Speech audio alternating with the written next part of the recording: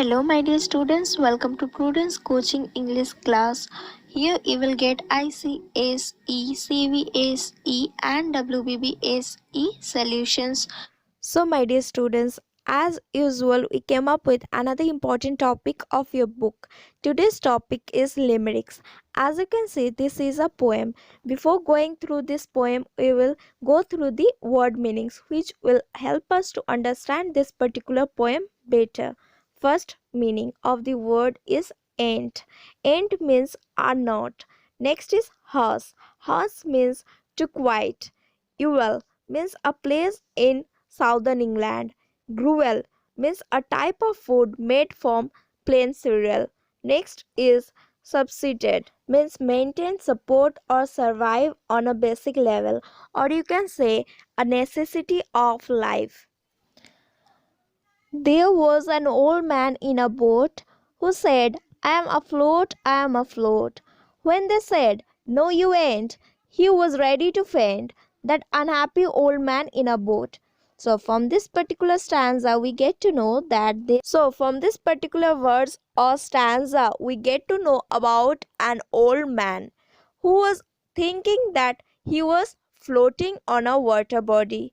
But the people who were watching them, they said, No, you are not floating, you are just in a boat.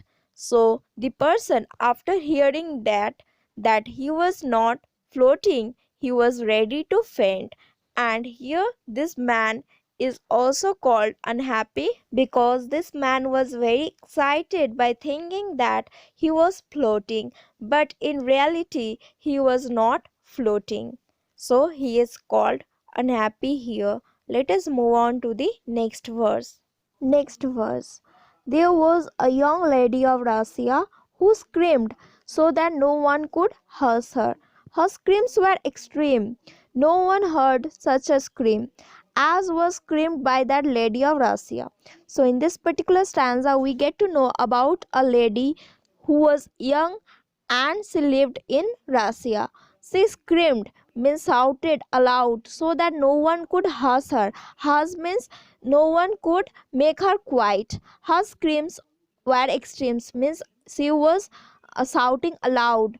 No one heard such a scream means no one had heard such a loud scream before as was screamed by that lady of Russia. So let us move on to the next verse. There was an old person of evil who chiefly subsisted on gruel, but to make it more nice, he inserted some mice, which refreshed that old person of evil. So here we find an old person who is from Ewell. Ewell is a place from southern England, and this particular man chiefly subsisted means depended on gruel. He used to eat gruel. Gruel is a food which is mainly made of plain cereal. So this particular man used to eat this gruel, and this was the main food which he depends on. And the most funniest thing that you will find here is, to make this gruel more tasty, this particular man used to insert mice.